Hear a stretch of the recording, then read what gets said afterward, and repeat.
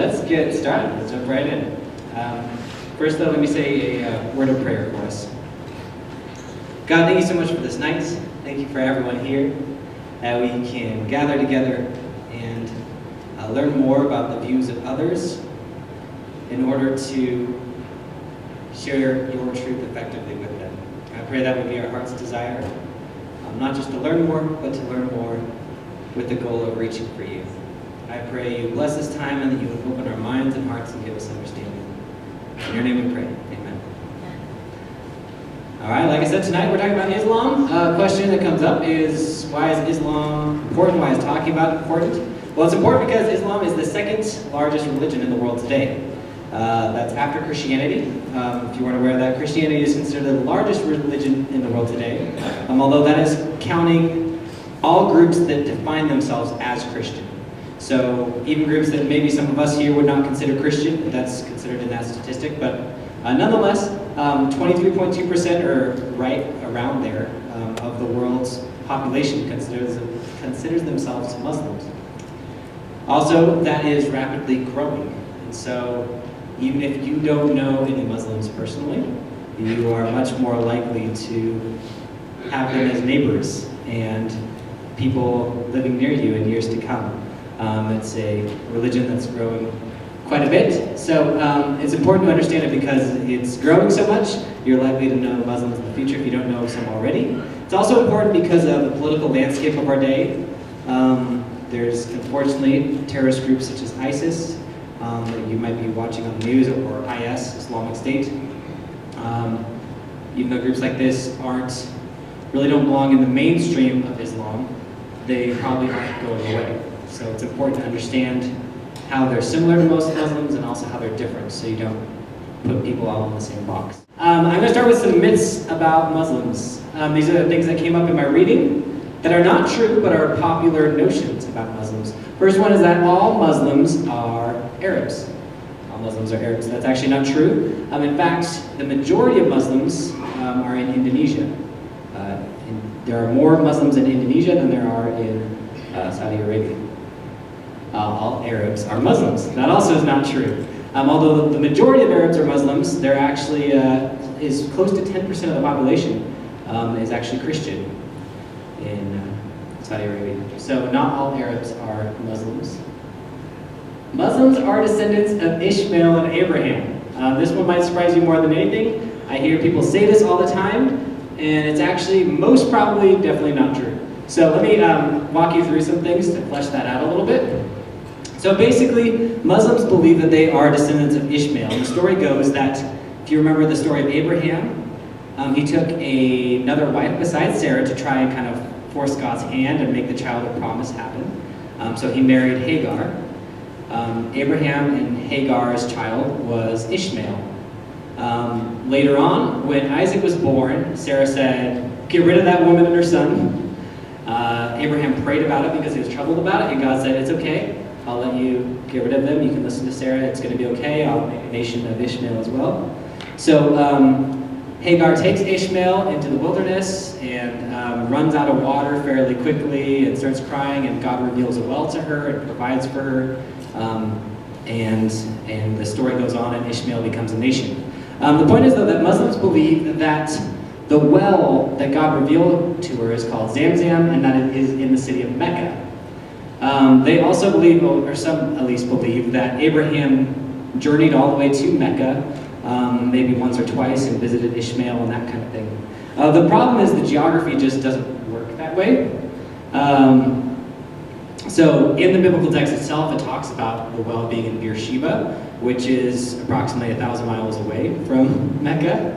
And it's not just 1,000 miles away, it's 1,000 miles away through really intense desert.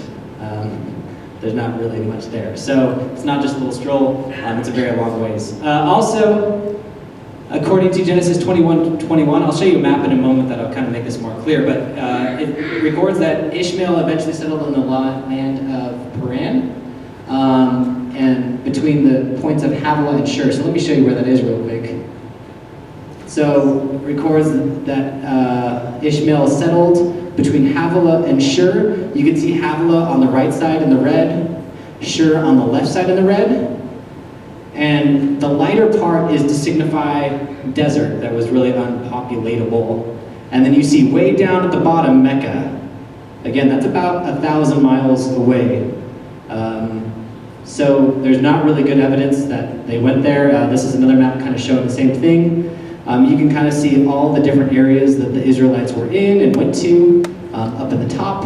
Again, Mecca is all the way on the bottom, around 1,000 miles away. So there's really no support that Muhammad was a descendant of Ishmael, that Arabians in general are descendants of Ishmael. It doesn't really work geographically or according to the text. But you'll hear people say that a lot. So, myth number 3. Myth number 4, all Muslims hate America. Not true. Some extremists do. Some Muslims do because especially of our culture. But not all Muslims do. Definitely not. Muslims are impossible to reach. Some people believe Muslims are just totally closed. There's no way to reach them. It's also not true. One of the books I was reading was talking actually about how Muslims are much easier to reach actually than secular atheists, for example, because they already have a belief in God. They're already convinced that supernatural things can happen and that God can intervene in the world. And they generally have a high regard for Jesus. We're going to talk about this a little later. But Christians often demean Muslims and say, they just think Jesus was a prophet. But for Muslims, considering someone a prophet is actually a very esteemed role. And so Muslims actually have a high regard for Jesus, but they're not taught a lot about him. And so if you can get a Muslim to want or offer you to a Muslim to learn about Jesus, usually they'll be very interested and very curious to learn more about Jesus. So all this is to say, Muslims are definitely not unreachable. Most of them are very curious and would like to learn more about Jesus and have a high regard for him. All right, so first kind of interaction time. I'd like you to turn to a neighbor or two around you. Which of these myths is most surprising to you, or that you kind of heard coming in tonight? Which of these myths is so surprising to you? Ready, set, talk to each other, discuss. But let's move on. Now we'll kind of just start jumping in, studying Islam. So we're going to start with a brief history of the movement. Maybe some of you know all this. If you don't, Muhammad is the founder of Islam. He was born around 570 AD. You don't know the exact year. He grew up in Mecca. Now it's important to understand the culture of his time and place. He was in a very tribalistic culture, which means that to be a leader of any kind, you are both a political and an administrative and a spiritual leader. So if you are a leader of some kind of a tribe, you are a leader automatically of all those areas. Also in Mecca at that time, Mecca housed what is called the Kaaba. You'll see some pictures of that later. That's just the Arabic word for cube. And it was this black building, and at the time when Muhammad was born and growing up, it also housed all kinds of idols. So he was born in a polytheistic culture. They had all kinds of idols that they would worship. And there was a tribe called the Quraysh tribe, and that was kind of the powerful tribe in Mecca, and they had authority over the Kaaba. And because the Kaaba was kind of this important religious place in that time and period, it brought a lot of wealth to the city of Mecca, because merchants would come from all around to Mecca and made it a center of trade to have this big special cubic building and the stone that was there and all these idols. So Mecca was an important city. His parents died when he was young. First his father, then later his mother. After his mother died, he was taken in by his grandfather. Then when his grandfather died, he was taken in by his uncle Abu. And then finally, later in life, he started working for a wealthy widow named Khadija, and he led caravans for her. And then a little later, they got married. So she was around 40, I think, when they got married, and he was around 25. And so because she was wealthy, that allowed him to kind of to spend time in meditation, going into the hills and the mountains, and spending time meditating. And so on one of those journeys, he was at Mount Hira. Here is a picture of it from the ground. And then here is a picture of where the cave that is traditionally cited, where he began receiving revelations. And the story is that the angel Gabriel appeared to him and started giving him messages. And at first he was totally freaked out by it. and talked to some people and said, am I going crazy? Is a demon doing this? And many of them affirmed, no, this is definitely from God. And so a few followers started writing down what he was reciting from this heavenly messenger. And then later on, Muhammad's secretary gathered all those scraps and put them all in one place, and that's what eventually became the Quran, the holy book for Muslims. So he started gaining a small following. He wasn't extremely popular though, because the revelations had within them a strong emphasis on monotheism. There's only one God, which went against the grain of the polytheistic culture that he was in. It also made him extremely unpopular with the Quraysh tribe, again, which was in power over the Kaaba. Again, right, that brought them a lot of wealth. So to say, get rid of all these idols, that's like, get rid of all your income and what's bringing money to the city. So they were heavily persecuted. Eventually, around 620, I believe it was, he was invited to a different city, the city of Medina or Yathrib, to serve as a leader there. And he accepted, but he said, I will only come and serve as leader there if you all agree to take on Islam and become followers. And they said, sure, we'll do it. So he didn't leave for a while though, but meanwhile, when he didn't leave, persecution got worse and worse, and eventually one night there was even an attempt on his life. He escaped, and with his followers fled to the city of Medina, and that's known as the Hijra. Took place in 622, and that's the beginning of the Muslim calendar. That's year 0 for Muslims. That's the year that he left Mecca to go to Medina. In Medina, he gained a lot of followers. Again, this is a tribal culture, so what happened is, just by going to Medina, all the Medinians automatically became Muslims. And then with caravan raiding and all the kind of things that took place in that culture, he gained more and more followers and more power. Eventually it became very powerful, and 8 years later, he returned to Mecca with 10,000 soldiers, and Mecca just surrendered. They knew they couldn't fight, so they surrendered, and so he took control of the city of Mecca as well, and he died just a couple of years later in 632. So that's kind of the brief story of the beginning of Islam under Muhammad.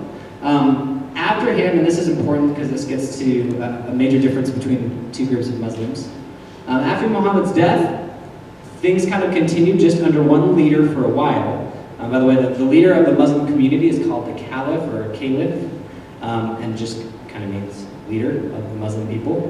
And then the word Ummah means Muslim community. It's kind of similar to when Christians talk about the universal church, and they mean by that all true believers everywhere. When Muslims talk about the Ummah, that's what they're talking about. The whole, all Muslims everywhere who are true Muslims kind of thing. So there was 3 successors, and then after Uthman died, there was this big problem. The community in Medina chose Ali to be the next caliph, but then the governor of Syria, said, no, I want to be the leader. And Ali actually said, okay, fine, you can be the leader. But a group of followers said, you shouldn't have done that, Ali, you were the true leader. And that's kind of the origins of the Shiite versus the Sunnis. The Sunnis were the followers of Muawiyah, the governor of Syria. Shiites are followers of Ali. A couple more differences between the two groups. Shiites are the much smaller group. They account for about 15% of Muslims in the world today. And they see the role of the Imam as kind of a spiritual leader, almost mystical leader of the people of the Muslim community. And so they see Ali as the first Imam, kind of the spiritual leader of the whole community. Sunnis are different. Most of the time when you talk to Muslims, if they use the word Imam, they almost mean it in a similar sense that we mean pastor. They just mean the leader of a local mosque. Also, they believe that the head of the whole religious community of Islam is the Caliph or Caliph.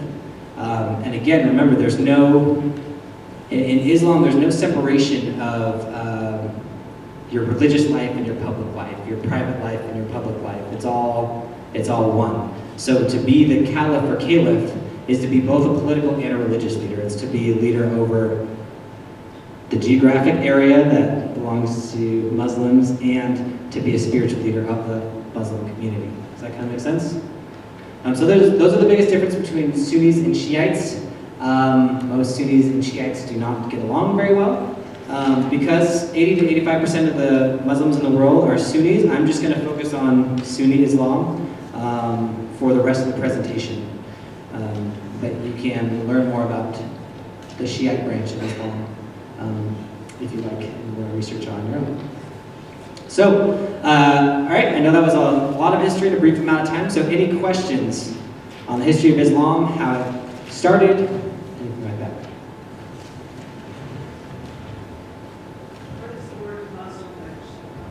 Where does the word Muslim actually come from? I'm trying to remember the exact meaning, but if I remember right, Islam and Muslim both come from the same Arabic root and reference submission to God. So Islam literally means submission, and I think Muslim just means one who submits. And so when we talk about beliefs in a minute, that really gets at what Islam is supposed to be about. It's supposed to be about just submitting to God. There's not a lot of emphasis on understanding or having a relationship with God. It's just obeying, and that's what you're called to do. So, yeah, it's about submission. And just so you know, I'm sometimes actually pronouncing it wrong, because most people do. When I was in college, I took a world religions class, and we actually took a visit to a mosque, and the guy who was presenting was like, please, please, please, don't say Muslim, and don't say Islam, because the words are Islam and Muslim, and in Arabic, Muslim and Islam means submission to God, and Islam and Muslim is actually a different word, and it means something else. I think it means slave. So instead of submitting, you're enslaved by God, which is just a different thing. So if I say Islam instead of Islam, that's why. And if you're ever talking to a Muslim, it's a good idea to try to do that. Yeah, Nancy? Will you tie back how Muhammad gets to God if it's not Ishmael and not Abraham? Well, I tie back to how... They believe. Yes. Yes, so Muslims believe that they have ties to Ishmael, that they're descendants of Ishmael. It just doesn't work biblically. Does that make sense? Oh, so that's how it's stated as a myth. Yes. So that's their belief. Yes, exactly. Yeah, and I said it as a myth because a lot of Christian leaders will even say, you know, the difference between Christians and Muslims goes way back to Abraham and Hagar, and that's not really true. So Muslims, though, do believe that that's true, that they're descendants of Ishmael. Good question. Sorry, I should have been more clear there. All right, time for one more question. Yeah, Steve. I thought that Muhammad, when he first rose to power, was very warlike and brutal and did a lot of ISIS type things. Yeah, so was Islam kind of warlike and barbaric for the start? How did that change? So what I recall at the moment from the history is that when it started, it was actually relatively peaceful. The first revelations that Muhammad received encouraged followers to do everything they can to be peaceful in the city which they were, which makes sense because they were being persecuted by the people in power in Mecca. Then later, when he was the leader of Medina and he had amassed a following and gained power, is where the revelations took a more violent turn, and the life of Muhammad as a leader took a more violent turn, and he would lead his army out to take over caravans and that kind of thing. So it actually started more peaceful and they grew more violent with time. Question? All right, let's move on. What do Muslims practice? All right, we're going to talk about practice and belief. So, pause for a second. The big idea of Islam is submission to God. So, there's not a ton of emphasis on right theology, right understanding of God. Muslims believe that God is so great and powerful you can never understand him anyway. So, what's the point? The point is, he's told you what to do, do it. So in their mind, what's important is what you practice. The 5 pillars of Islam are considered the whole of religious duty. We'll talk about religious belief in a moment, but the whole of your religious duty before God can be summed up in the 5 pillars. The first of the 5 pillars is the Shahada, which is just the Arabic word meaning confession. The confession goes, there is no God but Allah, and Muhammad is his prophet.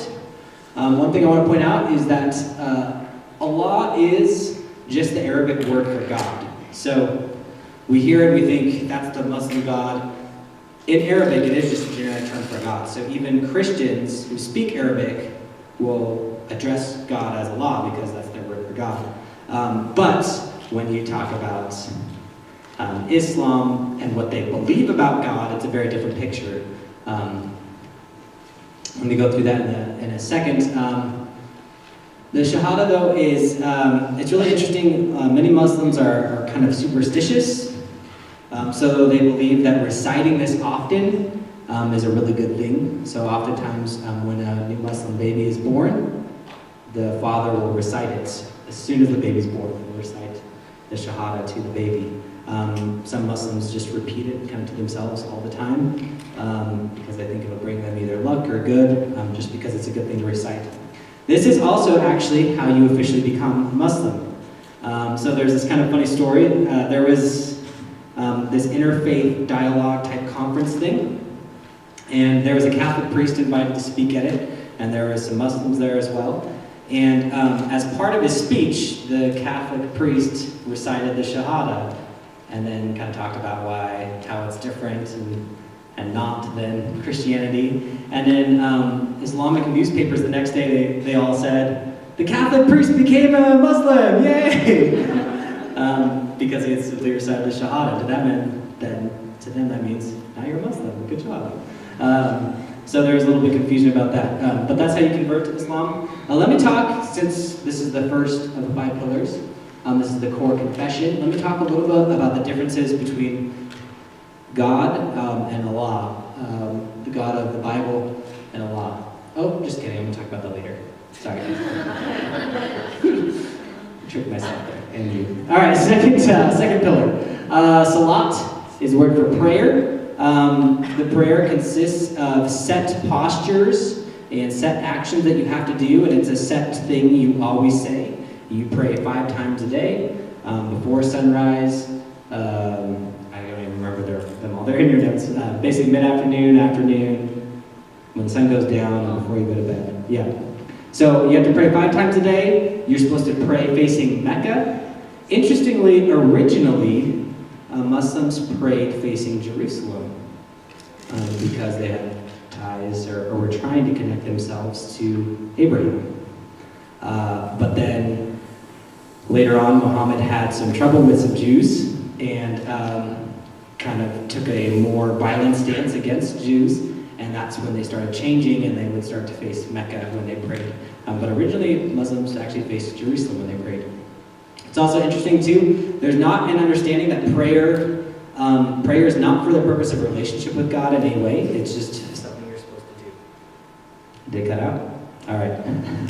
It's just something you're supposed to do. 5 times a day, if you're a good Muslim, you'll do it. Again, the emphasis is on obedience, not understanding, not a relationship with God, just following through, doing it. The third pillar is zakat. That's giving of alms or charity. You're supposed to give 2.5% of your income, usually to your local mosque, and then your local mosque is supposed to direct it to widows and orphans and other needy folks. Number 4, Saum is fasting. All Muslims, unless they're pregnant or unless they're physically handicapped and cannot do this, are supposed to fast for the month of Ramadan. Why the month of Ramadan? Because that was the month Muhammad began receiving his recitations. Now, their fasting looks a little different than most Christians think of fasting. They fast from food and water, but only during daylight hours. So it's really interesting if you compare American westernized Muslims with Middle Eastern Muslims, because in the Middle East, oftentimes the majority of people are Muslims, so what will happen there is that people basically don't do anything during the day.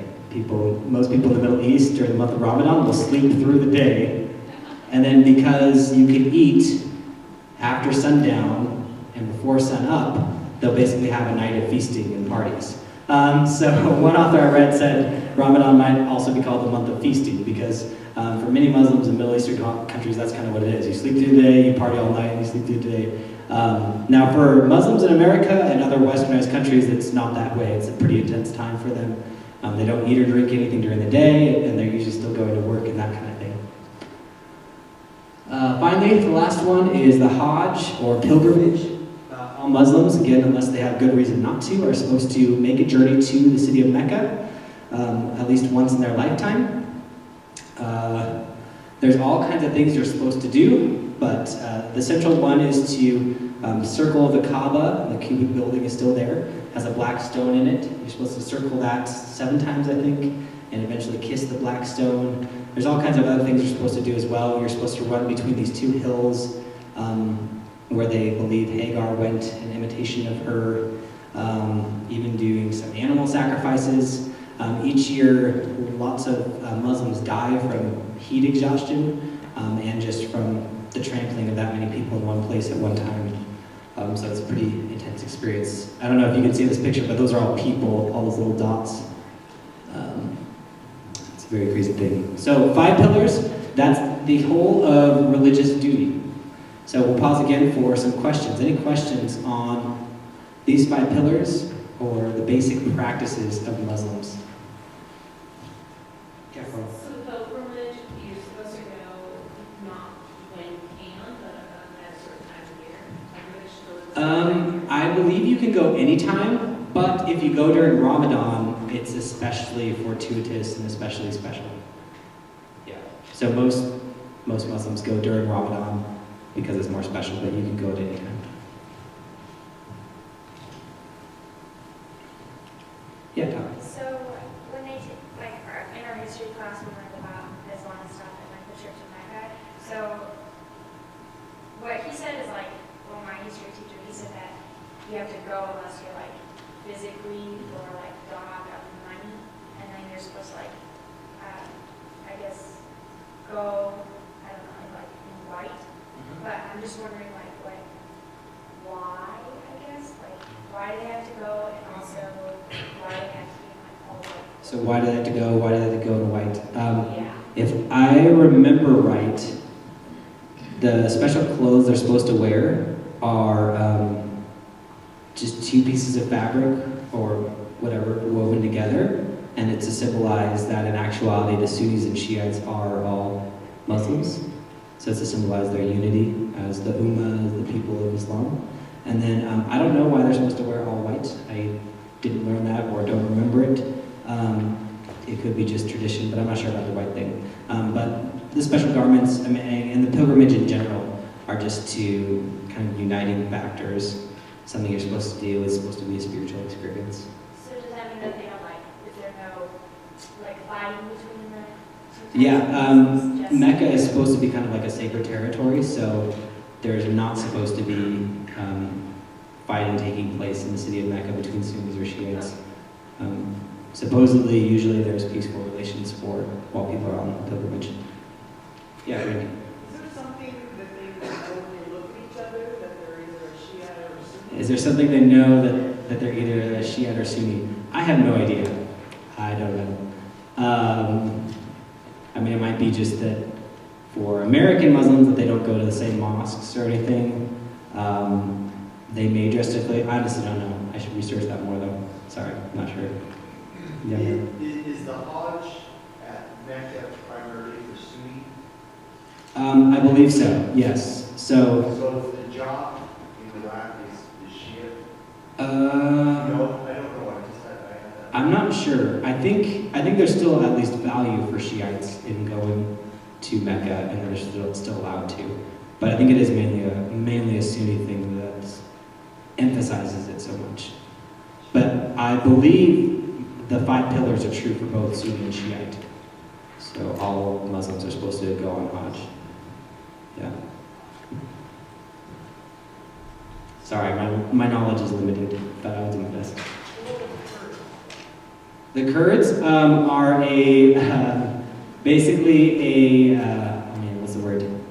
Like Abraham, Isaac, and Jacob were all nomads. Thank you. That's the word I was looking for. A nomadic group that lives in those territories, but because they're nomadic, kind of pass through. So the Kurds is kind of a different people group. They're not strictly Arabic. They're really their own people group. They can be, it just depends on the different specific clans and tribes, or they can be neither, and just practice whatever religion has been handed down from their ancestors, or some of them are even Christian. So the Kurds are kind of all different things. Yeah.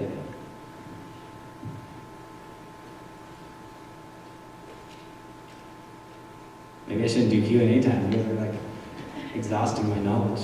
All right, let's move on to the 6 articles of belief. So again, Islam is kind of nice in the way that it's fairly straightforward. There's 5 pillars of core practices. There's 6 articles of belief, which are considered the whole of, in essence, important doctrines for Muslims.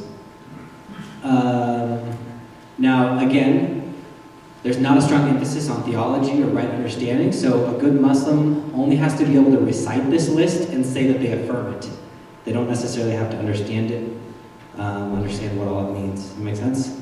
So, Article 1 is monotheism. There is only one God, Allah. So this is in contrast to both the polytheistic culture that Muhammad was in Mecca, but it's also in contrast to Christians.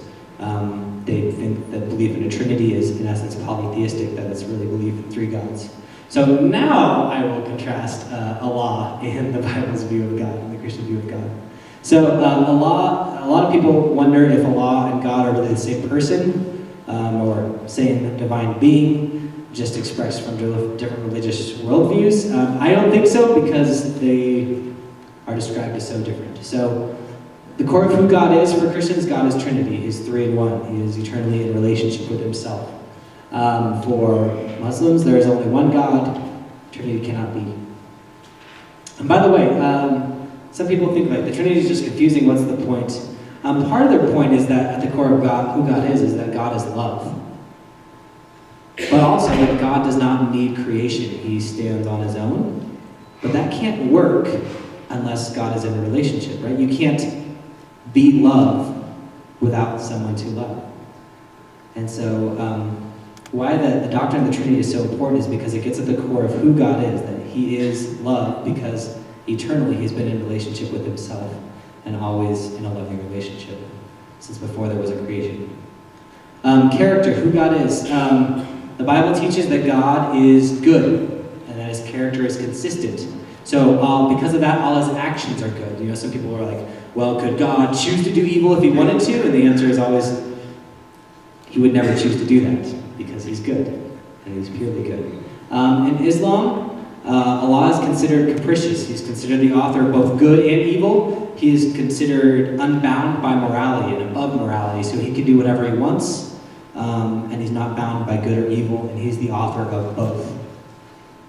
Christians believe that God is the author of good only, and that humans and spiritual forces of evil are what bring evil in the world. Rule and how God rules. The Bible teaches that God willingly limits his rule in order to give humans a choice, right? So you see that with Adam and Eve. He could have made humans into machines that had no choice but to love him, but instead he put a tree there and said, you can choose to obey me or disobey. He willingly limits his power in order to give humans choice. For Allah, that doesn't work. Allah predetermines and causes everything, good and evil. For relationship with humanity, God desires a relationship with humans, is working to restore that, wants intimacy with us. For Muslims, why would Allah want that? He's way above you, he cares nothing for you, just obey him. And when it comes to divine judgment, the day of judgment one day, Christians believe and are told in Scripture that God is totally just and totally loving, and that his judgment is going to be perfectly just and consistent. For Muslims, you could be a faithful Muslim all your life, and on the day of judgment, Allah could say, well, I just don't like you, sorry, and send you to hell. There's no consistency in Allah's character. He can do whatever he wants. So, differences between God and Allah. So hopefully you see that they're really not the same picture of God and who he is. Second article of faith is belief in angels. For Muslims, there are a few different groups or classes of angels, you could call them. The first one, just regular, I would call just regular angels, is what Christians usually think of angels, kind of spiritual beings. Muslims believe they are created from light. Muslims also believe that each person has a karina. It's basically the opposite of what people think of as a guardian angel. A karina is kind of a demonic equal that haunts you your whole life and tries to get you to make bad choices. Muslims believe that every person has one of these and this being is always trying to tempt you to go astray and to follow the wrong path. Jinn are evil spirits, kind of similar to how Christians might think of demons. Jinn are evil spirits created from fire. Although Muslims believe that your jinn can actually be converted. They believe Muhammad converted some jinn, some demonic spirits, and made them better. And then finally, shaitan. You hear the root Satan in there, kind of the ultimate evil being. So some things very similar to Christianity, some things very different. Thing is, though, especially the belief in jinn and karina cause many Muslims, especially more Middle Eastern Muslims, to be very, very superstitious. The technical term for that is animism, and it's when people believe that every bad thing that happens is caused by spirits. So that tree branch fell. It was probably a spirit trying to knock a tree branch on top of my head or something like that. So many Muslims are very, low battery. We might take a break in a moment, and I'm going to plug that in. Yes. Actually, Where is it? yeah, Deanna, can you get it? My backpack is in my office. It's in the top zipper of my backpack, and then the computer's up there. Thanks, Deanna. All right. You also have to believe in Allah's books. Now, what's really interesting is that Muslims kind of, sort of, believe in some of the biblical books, but with some twists. They believe in the Torah, the Tawrat, Zabur, the Psalms, Injil, the Gospel, and the Quran. Muslims have kind of this simplistic view that each holy book was given by one prophet. So the prophet Moses gave the whole Torah. The prophet David gave the Psalms. The prophet Jesus gave the Gospels. And then Muhammad, the last and greatest prophet of all, brought the Quran. Now the thing is, the Quran contradicts these other books. So the way Muslims reconcile that is that they say that these other books got corrupted through being copied, or maybe even on purpose. Maybe the Christians and the Jews purposefully messed with their scriptures and changed things. So Muslims will talk about, or at least believe that the Bible has been corrupted. And they also believe that the Quran teaches all the things that these other books taught in the first place. So on a practical level, there's really no need for these other things, because supposedly the Quran fixed all those things that were broken and covers all those things that got left out. Does that make sense? So really, in essence, the Quran is all that is needed and all that is really respected. Let me talk a little bit about the Quran since we're here. Again, the Quran was transcribed by Muhammad's secretary from bits and pieces that Muhammad's original followers wrote down from his recitations. What's important to understand, though, is that the Quran is only authoritative in Arabic, because the idea is that this was a verbatim recitation from God that Muhammad received. These were God's exact words. So Muhammad had to write it exactly like it was, and therefore any translation is not the true verbatim word of God. Does that make sense? So there are translations of the Quran in English, but most Muslims would say it doesn't really get at the heart of what the Quran is. That's why Muslims often are trained to read Arabic. The problem is they're trained to read, to understand the letters and be able to pronounce them. They're not actually taught how to understand Arabic and the language as a whole. So it's the difference between being able to pronounce the Greek letters of the Greek alphabet right and pronounce words versus actually knowing Greek and being able to understand it. So most Muslims, even if they read or hear the Quran in Arabic, don't really actually understand what it's saying. The Quran is divided into surahs, that's the equivalent of chapters. There's, I think, 109 total. Yeah, I don't remember now. 114 or 109? Sorry, I can't remember. 114, thank you.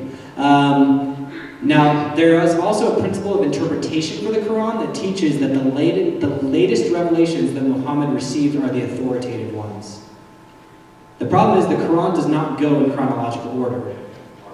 Surah 114 is not the last that Muhammad received. Actually, Surah 9 is the last that Muhammad received. So the principle of abrogation teaches that the earlier and generally more peaceful revelations that Muhammad received are superseded and take back seats to the later revelations he received, which are actually some of the more violent passages. It's kind of interesting. Janelle actually told me about this website. Janelle took a course that's offered up in Boulder called Engaging Islam by a guy named George Husni.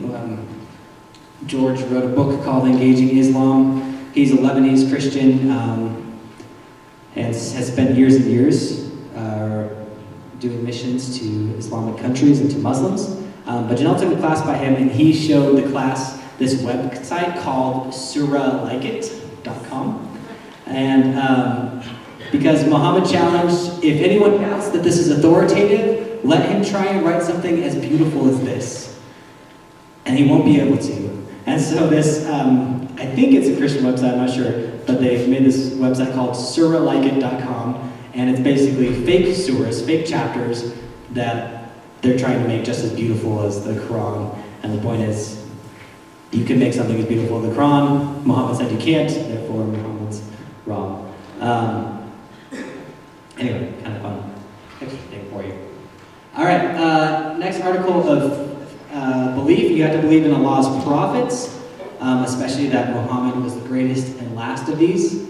Also, prophets are considered infallible. Now, they can make mistakes, but Muslims differentiate between mistakes and sins. They view sins more as overt, purposeful actions against God. So they kind of have a smaller understanding of sin than Christians would. But they believe that prophets cannot sin, that they're infallible. So even though it is true that Muslims believe that Jesus was just a prophet, in reality that's a pretty high view of Jesus, because that means they believe that he was infallible as a human, and that he was a true messenger of God. So they really do actually have a pretty high regard for Jesus. Yes. Okay. Oh yeah, so this we're talking about as well. A term you might come across when you're talking about Islam is the hadiths. Hadiths are stories of the life of Muhammad. Now the connection is that, again, prophets are considered infallible. So what Muslims will do, and especially ones who have to decide on the law of the land, the Sharia law, is if the Quran is unclear about something, then they'll consult the hadiths, the stories about Muhammad's life. Because again, because prophets are infallible, then you should be able to look at Muhammad's life and say, oh, that's the right way to act in this situation. Does that make sense? So hadiths are stories from Muhammad's life and are considered authoritative for how you live in your day-to-day life as a Muslim. And number 5, you have to believe in the Day of Judgment. Muslims believe that one day Allah will judge everyone, and He will consign them all to one of two places, either to hell, a place of burning and pain, or to paradise, a place of material and sexual bliss. Again, Allah is capricious, and Muhammad's teaching was actually divided on how Allah would make that decision. Some surahs kind of suggest that Muhammad predetermines everything, and so it was actually decided before you were born, no matter what, that you're going to heaven or, paradise or hell. And then other parts of the Quran seem to teach that it's by your works, how faithful you are as a Muslim, and that's how Allah is going to judge you. So it's kind of divided in the Quran, exactly how Allah is going to even judge on this day. And then finally, somewhat related, you have to believe in divine decree, or the idea that Allah predetermines everything, both good and evil in life. What this does on a practical level is many Muslims will be kind of passive about life. And you'll often hear Muslims use the phrase inshallah. Actually, let's just all say that. It's not a bad word. It just means if God wills. That's all it means. Inshallah. So let's say that together. Inshallah. All right, so it means if God wills, basically. If God, or Lord willing is more of a translation you might use. And once you hear that word, I was watching some news the other day, and I could even hear it. Like Muslims, especially Middle Eastern Muslims, will repeat this a lot. They'll be like, blah, blah, blah, blah, blah, inshallah, blah, blah, blah, blah, inshallah. They'll repeat it all the time because the idea is, I'm going to do this, but if God lets it happen, if God wills it. Again, though, but what this can do is kind of lend to a passive attitude of, well, if God wills it, if Allah wills it, then it's going to happen, and if He didn't, then it's not, so I'm just going to sit back and let it happen, or not, or just go with what I want. So it can lead to a passivity. All right, so those were the 6 articles of belief.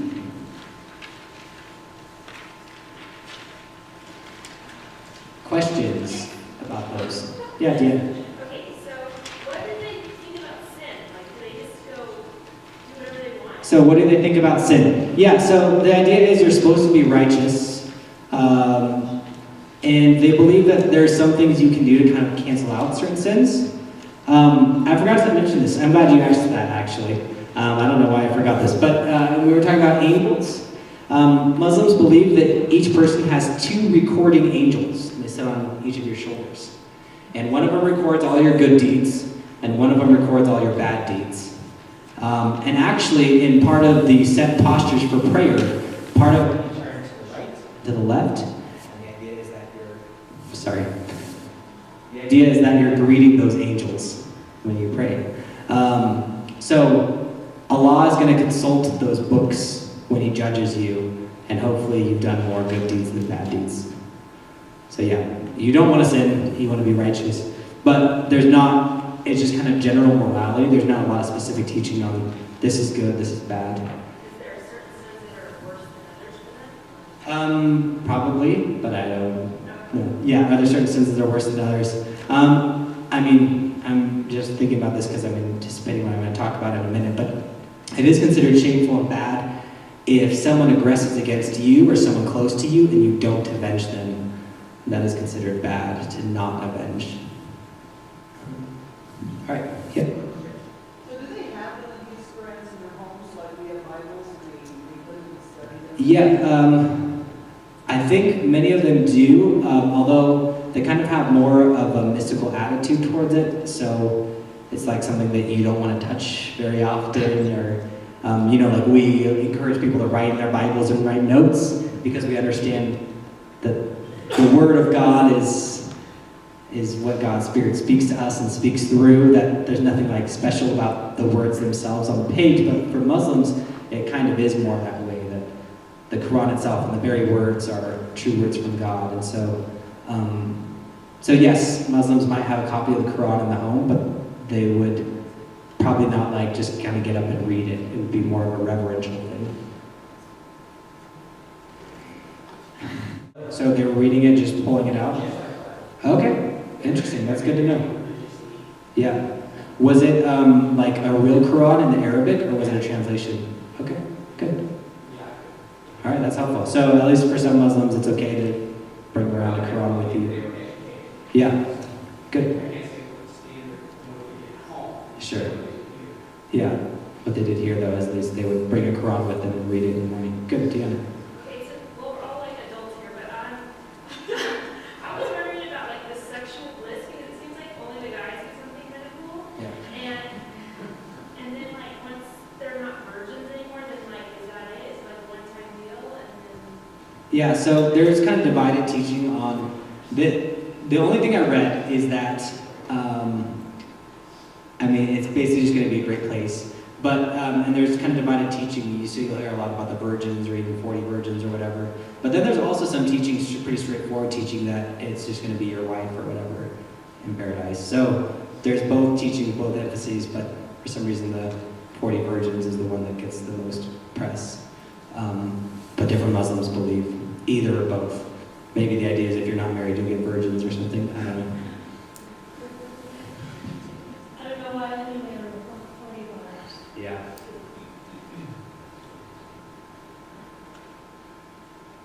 All right, we'll take one more question before we move on. That's a good questions. Yeah, Tatiana. Well, I actually asked Lauren, she kind of explained it, but like with the monotheism and stuff, since we believe in one God, but it's like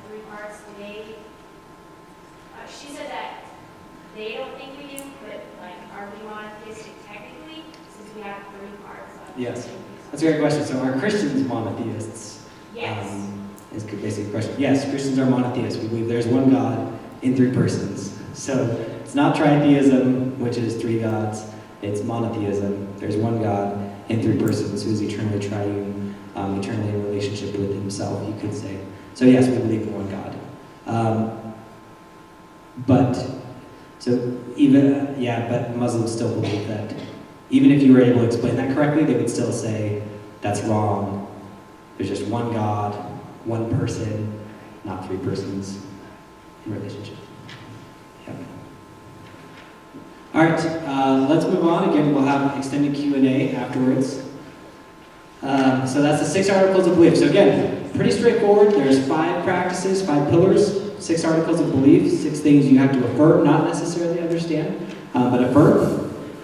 So I want to talk for a little bit about Muslims and holy war, because it affects us in our world today. So holy war for Muslims comes from the word jihad. I'm sure you've heard that word before. The basic definition of the Arabic word jihad is struggle. So the complication comes in that different groups of Muslims will interpret the word jihad and what that struggle is differently.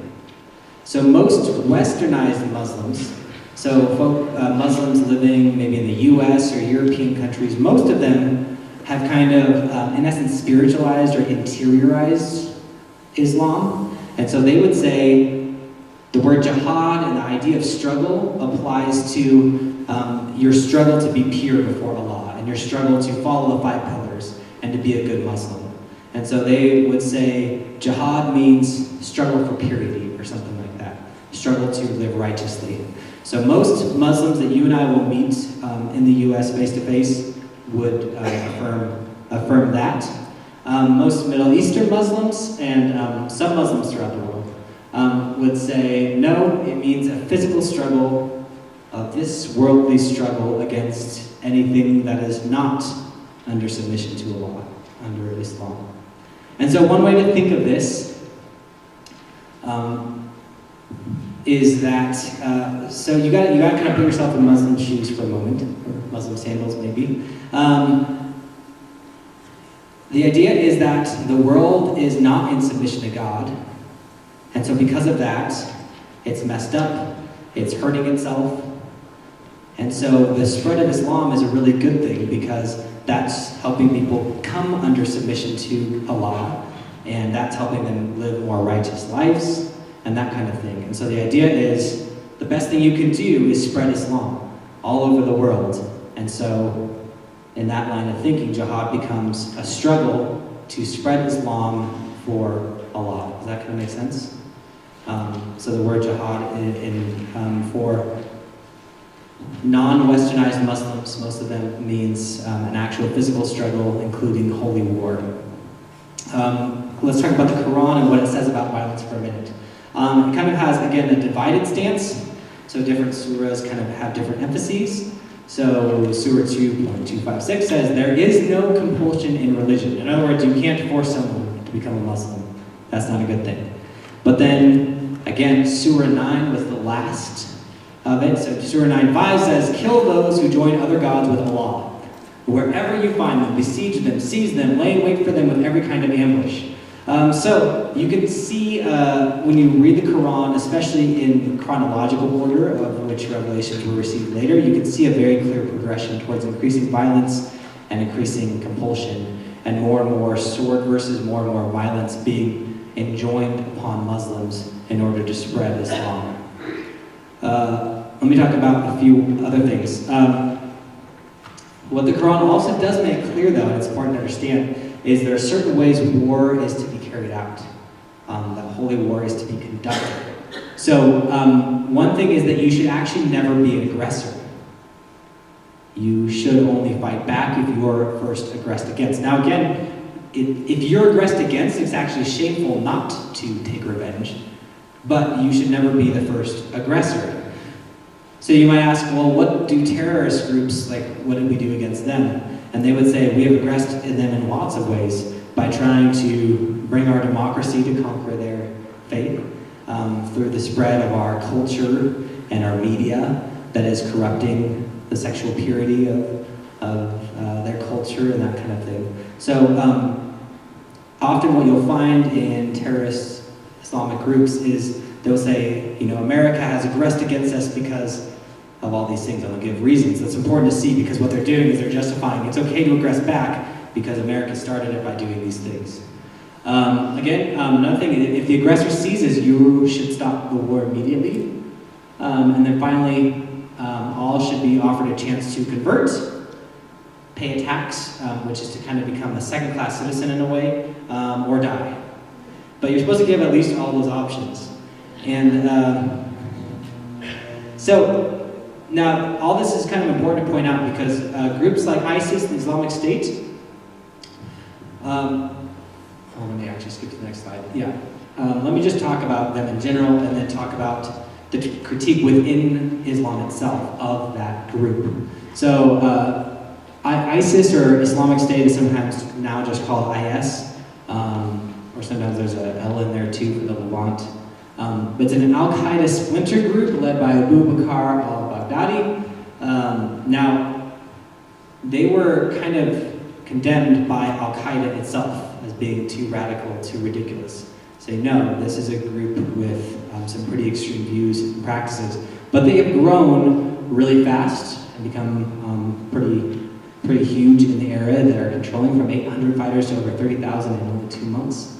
It's still growing. Now, let me talk about how they're viewed within Islam. Like, why did Al-Qaeda condemn them and not join up with them? So oftentimes within Middle Eastern countries, non-Westernized Muslim thinking, they will critique ISIS or IS, the Islamic State, because they're not carrying out these conducts of war.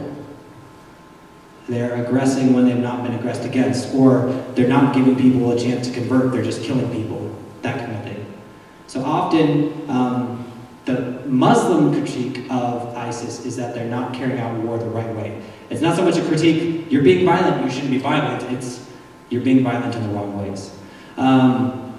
Now, for Westernized Muslims, for most Muslims living in America, especially first generation, second generation Muslims, they would critique them as just kind of crazy radicals and that they've gone way too far. It's very similar to maybe how Christians would view Westboro Baptist Church that gets all the press in the media, that church that always is going out there with posters that says, like, God hates fags and that kind of thing. It's like this church of 20 people that's in the media all the time, unfortunately.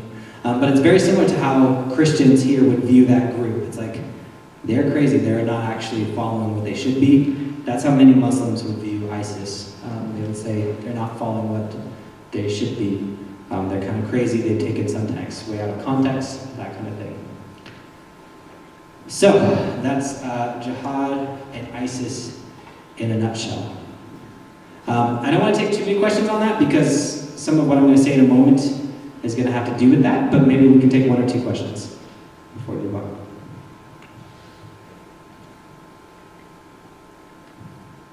Yeah, Brandy and then Amy.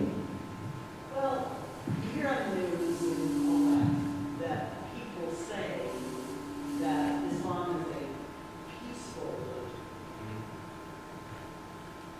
It doesn't sound like it's peaceful at all. Right, so you hear on the news that Islam is a peaceful religion. It doesn't sound like that at all. That's because as far as I can tell, it isn't like that at all. Now, for some Westernized Muslims, again, they've reinterpreted jihad to mean just an interior struggle for purity and to live a good life for God. So maybe for them, they kind of, the way they practice Islam is nonviolent and peaceful, but that doesn't change the fact that in the Quran, there's tons of texts that support the use of violence and the sword, in essence.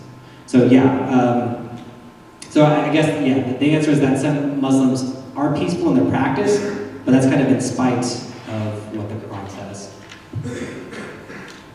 But it's not really a religion of peace. Yeah, Amy. I have 2 questions around that.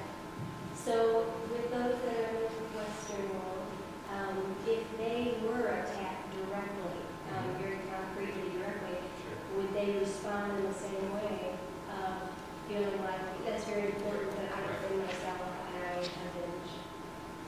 That's a great question. So would a Westernized Muslim, if they were attacked, would they attack back for the same reasons. I'm not totally sure. I think probably not, because again, they have interiorized the whole idea of struggle and war and what you're fighting against.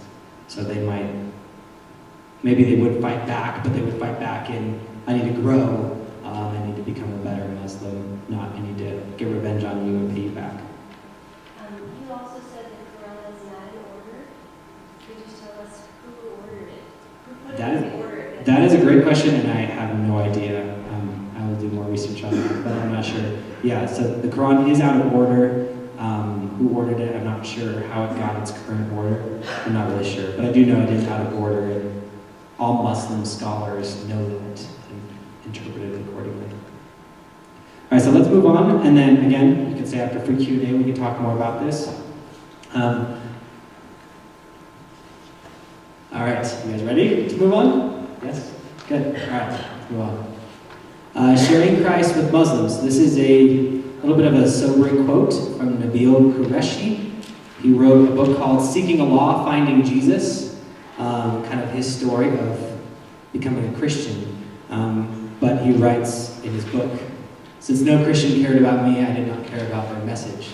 In essence, he's getting at that a lot of Christians, especially a lot of American Christians, are not very nice to Muslims in general, don't intentionally reach out to them. Now, a lot of folks have good reason for that, right? Tragedies like 9/11, things like ISIS. For most of us, that causes a few different reactions: fear, anger, even hatred. And so, before I even talk about these principles for how to reach Muslims with Christ, I just want to remind us all of what Jesus taught in John 3:16, right? For God so loved the world that he gave his son that none should perish. Included in that are the Muslims of the world. So even though there's emotional barriers maybe to wanting to talk to Muslims, to reaching out to them, even though maybe there's even good reasons for having a hard heart, I think maybe the first step for a lot of us in reaching Muslims is to get past that and bring that before God and maybe repent of an attitude of hard-heartedness towards Muslims. Again, there's good reasons for feeling that way, but we have to remember that Muslims are also made in the image of God, and Jesus came for them too. And so his heart is that they would come to know him and be released from what is a false religion. So, yes, I already said that. Pray for Muslims and opportunities to befriend them. I imagine that very few folks here know Muslims or have friendships with them. There's probably a couple of reasons for that. Number one, we're in Elizabeth. Also, number two, though, just so you know, Muslims are warned against being friends with Christians. And so, if you're going to befriend a Muslim, you actually have to work extra hard and be extra hospitable in that relationship. So pray for Muslims. Sorry, this keeps coming out. Sorry about that. So pray for Muslims, opportunities to befriend them. Again, this builds off of last week. It's God's Spirit that convicts hearts. So just trust in what he is doing and seek his help all along the way. Relationship first, again. I'm sorry, but when you say number two, the opportunities to befriend them, when you use the expression befriend them and that they've been warned not to, Yeah. are you speaking of the foreign Muslims or are you speaking of Western Muslims as well? I'm speaking of any Muslim God brings across your path. So yeah, we can talk more if you have a problem with that, but I believe that anyone God brings across your path, you should seek to reach out to them. Oh, I don't have a problem with that part of it, no. Okay, all right, well, we can talk later. Relationship first, again, some of these are just principles, good principles for reaching anyone, but relationship first. Number 4, this is very interesting to learn. This comes from this book about engaging Islam. Don't quiz them on their beliefs. George in this book tells a story about this family who had a foreign exchange student to their house who was a Muslim. And it was a Christian family. They had invited this Muslim guy over for dinner. And the dad, I think, was trying to help the Muslim think through the inconsistencies of their faith and just kind of hammer the Muslim kid on, like, what do you believe about this? And why do you believe that? And the Muslim couldn't answer those questions, so that caused him to go back to his imam and learn more, and eventually just become a really strong, entrenched Muslim. It's important to note, most Muslims don't totally understand their own belief. Again, the emphasis is on practicing it, doing it, submission to God, not necessarily knowing what all you believe. So it could be that by really heavily quizzing a Muslim and saying, why do you believe this? Why do you believe that? You'll actually inspire them to go and learn those things and to become a stronger Muslim rather than consider Christianity. I know it seems a little counterintuitive because we like to talk theology a lot of times, but it's actually beneficial not to quiz a Muslim on what they believe. Number 5, focus on Jesus. One of the books I included in Sources Read is this book called Speaking of Jesus, The Art of Not Evangelism by Carl Medeiros. Carl Medeiros is another Colorado local. He lives in the Springs.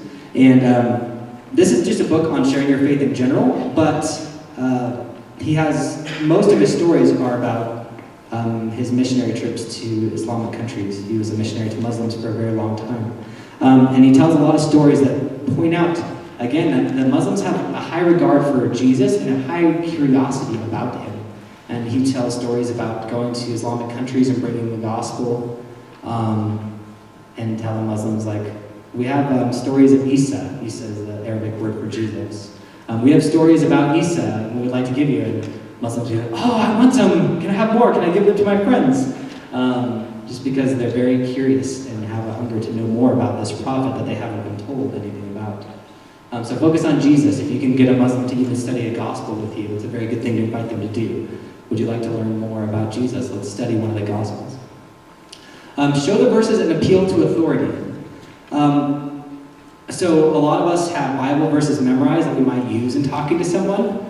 Muslims have a very high regard for authority, though. So it's actually more effective to open the Bible and say, look at what this verse says. Because then the authority is bound up in the word that they see on the page and not just in something you're saying. So appeal to authority. Also, non-Western Muslims especially, but I think even Westernized Muslims have a value for proverbs and proverbial statements. So if you can ever think of a proverb that kind of supports your point or what you're saying, use it.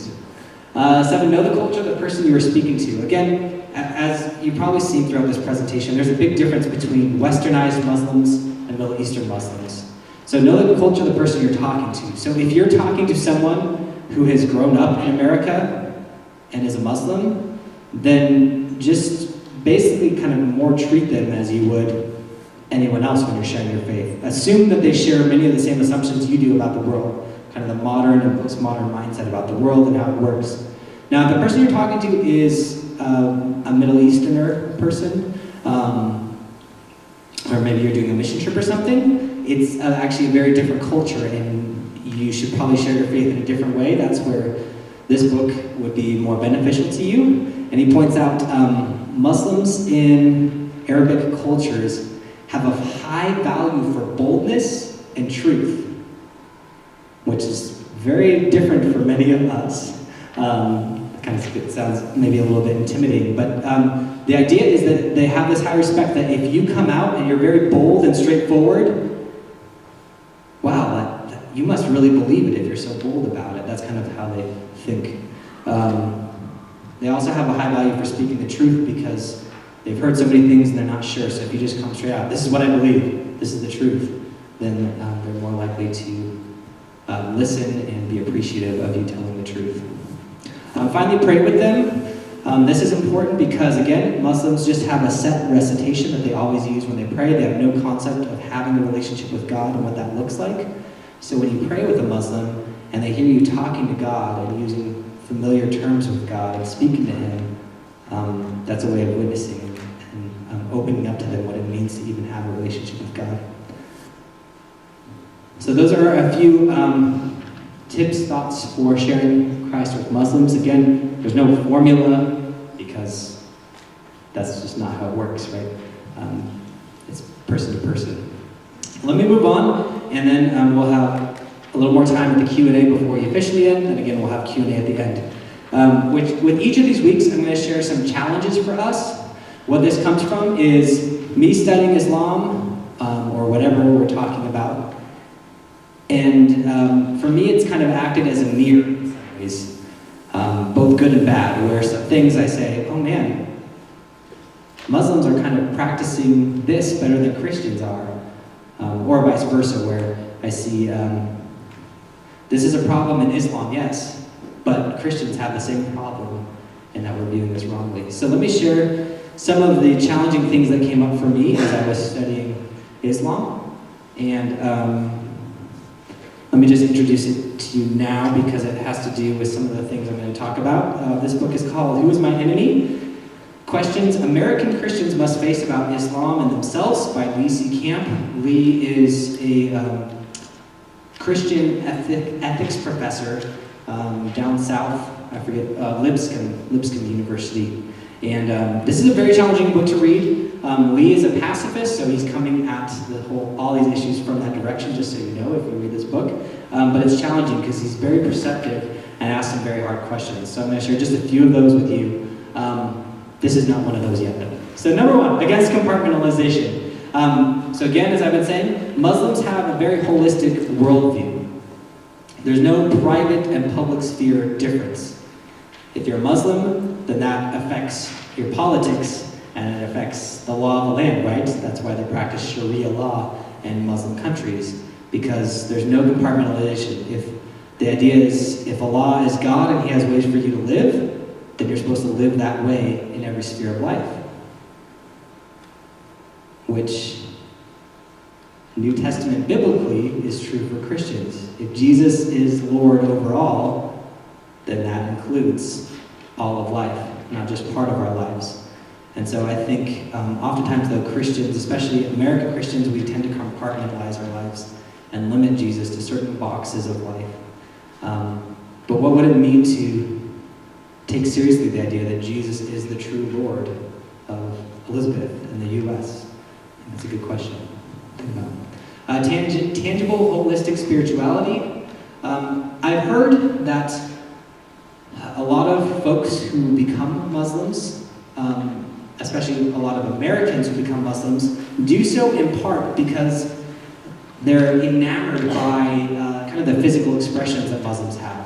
So they watch Muslims pray and have these set postures and do these washings, and they get to go on pilgrimage to this place, and that seems like really cool to do. And so people become enamored kind of with this physical spirituality expression.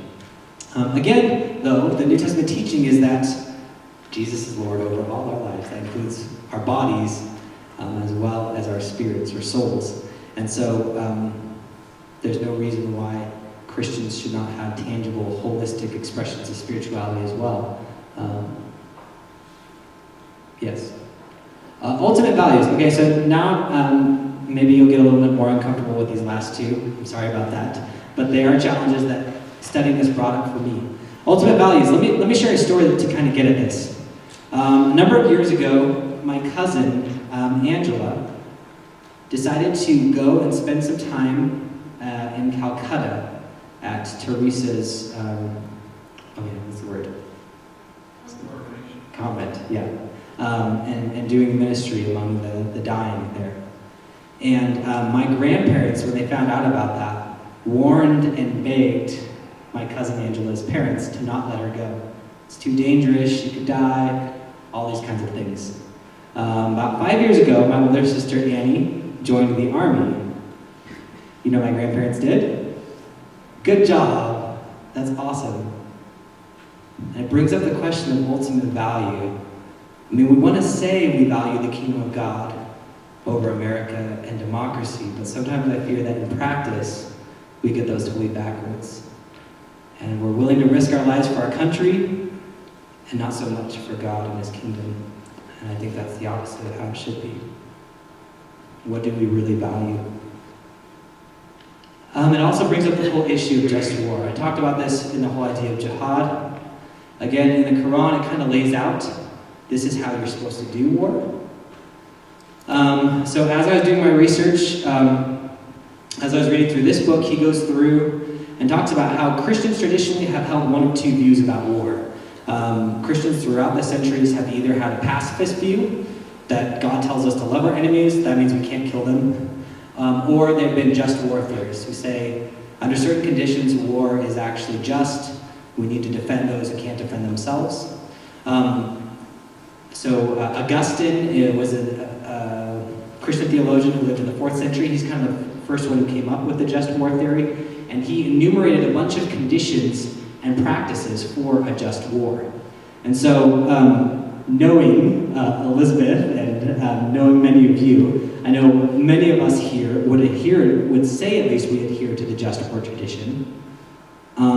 But in my conversations with folks, I don't know many people who could actually explain what the just war tradition breaks down to. When is a war just? There's actually pretty firm Christian traditions and reasons for those traditions that say your war is just when this condition are met. And on top of that, a just war has to be carried out in this way. You can't target innocents, you can't do these certain things. And yet, most folks I've talked to have no idea what those conditions are. And so for me, that brings up the question, if we're not actually critiquing America's wars according to the just war tradition, what are our criteria we're using? Does that make sense?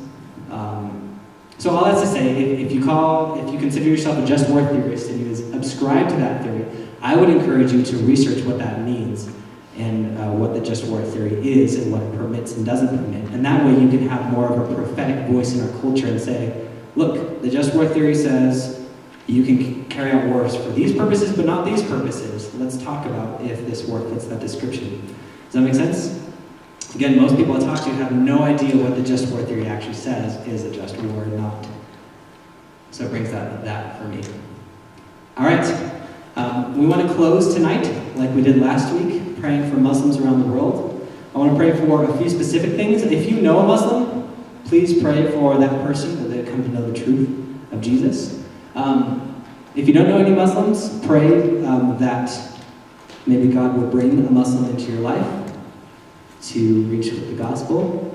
And then finally, pray for the whole situation with ISIS, the Islamic State. Pray for the protection of people. Pray that they would be stopped. And for people who would not die anymore under what's going on there.